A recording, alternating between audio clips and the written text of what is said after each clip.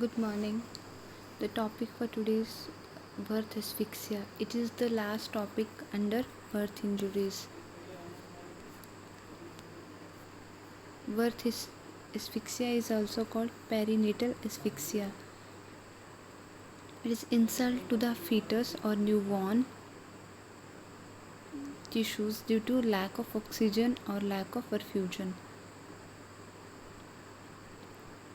Lack of oxygen is called hypoxia and lack of perfusion is called ischemia. The effect of hypoxia and ischemia are inseparable. Means when there is a decreased blood flow, there also will be decreased oxygen supply to the tissues. So the effects are inseparable. There is not so much difference between hypoxic and ischemic injury on the brain. Both contribute to tissue injury. Before coming to hypoxic birth injury or birth asphyxia, we will go through some definitions. Anoxia means complete lack of oxygen. Hypoxia means decreased availability of oxygen to the tissues. Hypoxemia means decreased arterial concentration of oxygen. Ischemia means insufficient blood flow to the cells or organs, resulting in interrupted metabolism and death of the cell or organ affected.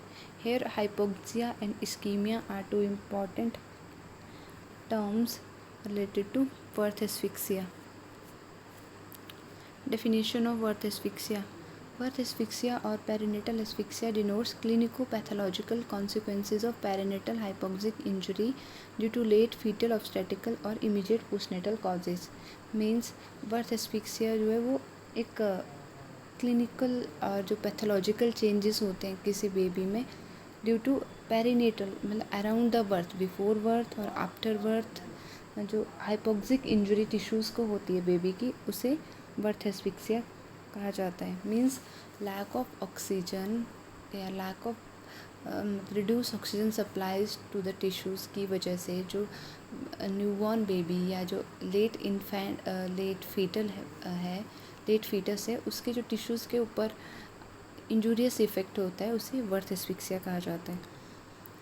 The National Neonatal Forum of India has defined asphyxia as gasping और ineffective breathing और lack of breathing at 1 minute of life. मतलब हम clinically कैसे देखेंगे कि baby को asphyxia है. तो according to National Neonatal Forum of India, जो अगर बेबी गैस्प कर रहा है या इनएफेक्टिव ब्रीदिंग है या लैक ऑफ ब्रीदिंग है at 1 minute of his birth, तो वो हम एस्फिक्सिया को डिनोट करता है. अमेरिकन एकेडमी ऑफ पीडियाट्रिक्स का क्राइटेरिया क्या है बर्थ एस्फिक्सिया का? When arterial pH is less than 7 और 5 minute Apgar score is less than 3, neonatal encephalopathy manifesting as seizures, hypotonia और coma in immediate neonatal period, evidence of multi organ dysfunction. Means pH 7 से कम होगा, 5 minute Apgar score less than 3 होगा, baby को seizures होंगे या baby flaccid होगा, hypotonic होगा या बेबी कोमा में होगा, या मल्टी ऑर्गन फेलोर के एविडेंस मिलेंगे. इंसिडेंसेस 1 to 6 पर 1000 live births. Birth asphyxia important क्यों है? बर्थ एस्फिक्सिया और पेरिनेटल एस्फिक्सिया जो leading cause of neonatal death है और it is a leading cause of neurodevelopmental disability in children.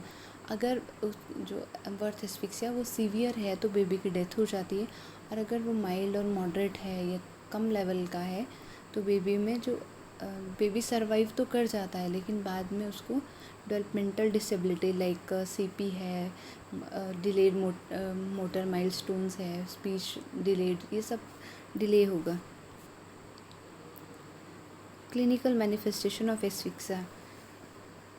Birth पे बेबी को एस्फिक्सिया ही हम कैसे डायग्नोज करेंगे? जब बेबी को एस्फिक्सिया हो जाता है तो उसमें सीक्वेंस ऑफ इवेंट्स होते हैं. तो इसमें क्या प्राइमरी एपनिया जो है वो उसके बाद सेकेंडरी एपनिया डेवलप होता है. प्राइमरी एपनिया में बेबी है, हम उसको कैसे डायग्नोज करेंगे? बेबी जो है इनिशियल ब्रीफ पीरियड के लिए रैपिड ब्रीदिंग करेगा. अगर एस्फिक्सिया कंटिन्यू करता है तो respiratory movement will cease, respiration rate कम हो जाएगा, हार्ट रेट कम हो जाएगा, मसल टोन कम हो जाएगी, बट प्राइमरी एपनिया में बीपी जो है वो नॉर्मल रहेगा।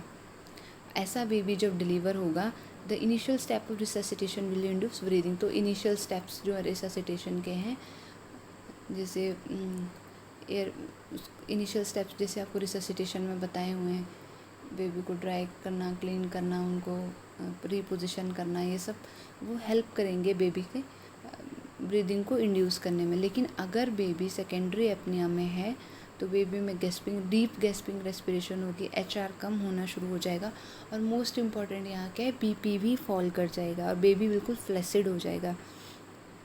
रेस्पिरेशन क्या होगा, पहले वीक होती जाएगी और बाद में गैस्प में और बाद में एपनिया में एंटर कर जाएगा। एपनिया मीन जब बेबी 20 सेकेंड से ज़्यादा के लिए रेस्पिरेशन को स्टॉप कर देता है। तो ड्यूरिंग सेकेंडरी एपनिया जो बेबी जो इस इनिशियल स्टेप को रिस्पॉन्ड नहीं करता, इसमें एडवांस रिससिटेशन की ज़रूरत होती है। पैथोफिजियोलॉजी क्या है, मल्टीफैक्टोरियल है पैथोफिजियोलॉजी। जो कॉमनेस्ट है वो है लैक ऑफ ऑक्सीजन सप्लाई। इस जो लैक ऑफ ऑक्सीजन सप्लाई है या इनएडिक्वेट ऑक्सीजन सप्लाई है वो इंट्रायूट्राइन भी हो सकती है और इंट्रापार्टम भी हो सकती है। तो जो इंट्रायूट्राइन हाइपोक्सिया वो मोर इम्पॉर्टेंट है than intrapartum asphyxia. Intrauterine hypoxia में more chances of hypoxic ischaemic injury है।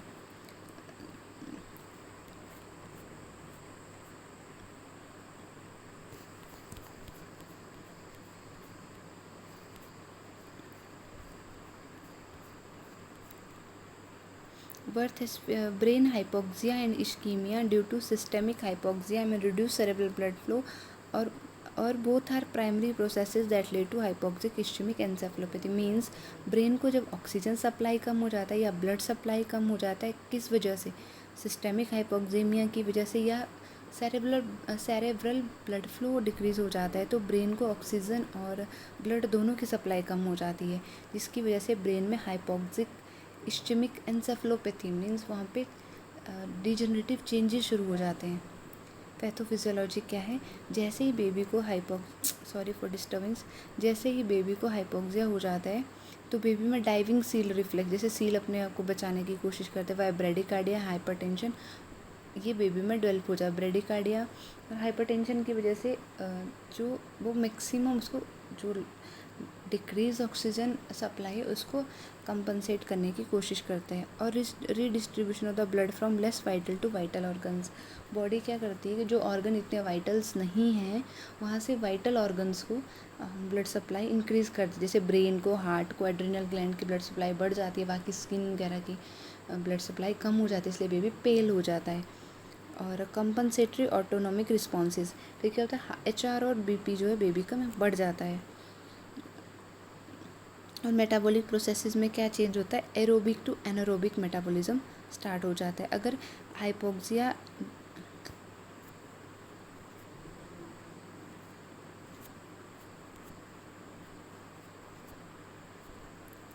हाइपोक्सिया और प्रोलॉन्ग्ड हो जाता है तो एसिडोसिस हो जाता है, जिस वजह से मल्टी ऑर्गन डिसफंक्शन हो जाता है। मल्टी ऑर्गन डिसफंक्शन क्या है, सीएनएस में एचआई हाइपोक्सिक इश्चेमिक एन्सेफेलोपैथी हो जाती है। मतलब अगर बॉडी के टिश्यूज़ को ऑक्सीजन की सप्लाई रिड्यूस हो जाए तो सीएनएस में क्या पैथोलॉजी हो जाती है, हाइपोक्सिक इश्चेमिक एन्सेफेलोपैथी या इंट्रावेंट्रिकुलर हिमोरेज हो जाता है या पेरीवेंट्रिकुलर हिमोरेज या सेरेब्रल एडिमा। सीबीएस में कार्डियोवैस्कुलर सिस्टम में मायोकार्डियल इश्कीमिया, मतलब हार्ट का जो खुद का मस्कुलेचर है उसको ब्लड सप्लाई कम हो जाती है। हाइपोटेंशन, लंग्स में क्या होता है, pulmonary hypertension, haemorrhage and respiratory distress syndrome. और इन किडनी पे क्या इफेक्ट पड़ता है हाइपोक्सिया का, एक्यूट ट्यूबुलर और कॉर्टिकल नेक्रोसिस। गट पे क्या फ़र्क पड़ता है, हिमोरेज और स्ट्रेस अल्सरेशन। ब्लड पे डिसेमिनेटेड इंट्रावेस्कुलर कोगुलोपैथी, ये डिसेमिनेटेड इंट्रावेस्कुलर कोगुलोपैथी में क्या होता है कि ब्लड वेसल्स में कहीं पे तो ब्लीडिंग हो जाती है और कहीं पे क्लॉटिंग, ये एक बहुत सीरियस कंडीशन है। मेटाबॉलिक चेंजेस क्या आते हैं, हाइपोग्लाइसीमिया, हाइपोकैल्सीमिया। जब ब्लड जो ग्लूकोज है वो उसको ब्लड ही लेके जाएगा, अगर वहाँ पे ब्लड सप्लाई कम हो जाती है इस्कीमिया की वजह से या हाइपोक्सिया की वजह से, तो टिश्यूज़ में हाइपोग्लाइसीमिया और हाइपोकैल्सीमिया डेवलप हो जाता है और एड्रिनल हेमोरेज भी हो सकती है। इफ़ेक्ट क्या क्या है, मतलब हाइपोक्सिया जो इन्फेंट के मोस्ट ऑफ द ऑर्गन्स को अफेक्ट करता है, पर ब्रेन को मोस्टली अफेक्ट करता है और ब्रेन की इंजरीज भी हील नहीं होती। अगर हाइपोक्सिया प्रोलॉन्ग्ड हो तो इन्फेंट सर्वाइव तो करता है, बट उसको कुछ फिज़िकल डिसेबिलिटी, मेंटल डिसेबिलिटी हो जाती है। जैसे मेंटल डिसेबिलिटी में developmental delay, intellectual disability, physical disability में लाइक स्पास्टिसिटी, मसल स्पास्टिक हो जाते हैं, जिस वजह से बेबी वॉक नहीं कर पाता, मोटर डेफिशिएंट और सेरेब्रल पाल्सी हम सिलेबस में हम नेक्स्ट टाइम पढ़ेंगे। Etiology of parental asphyxia, etiology क्या है, before birth inadequate oxygenation maternal blood में ही ऑक्सीजन कम है या लो मैटरनल ब्लड प्रेशर है,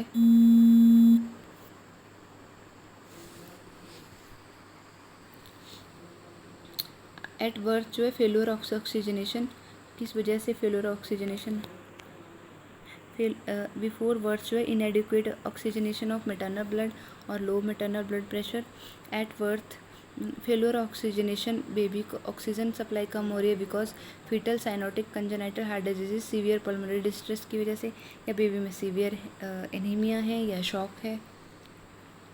डायग्नोसिस कैसे करेंगे, बिफोर बर्थ भी हम बर्थ एस्फिक्सिया को डायग्नोस कर सकते हैं। Signs of foetal hypoxia, bradycardia, baby foetal heart sound कम हो जाएंगे, फीटल मूवमेंट कम हो जाएंगी, जो लाइकर है वो मिकोनियम स्टेन्ड हो जाएगा। आफ्टर बर्थ जो है बेबी एपनिक होगा और मतलब 20 सेकेंड से ज़्यादा के लिए ब्रेथ होल्ड कर रहा है,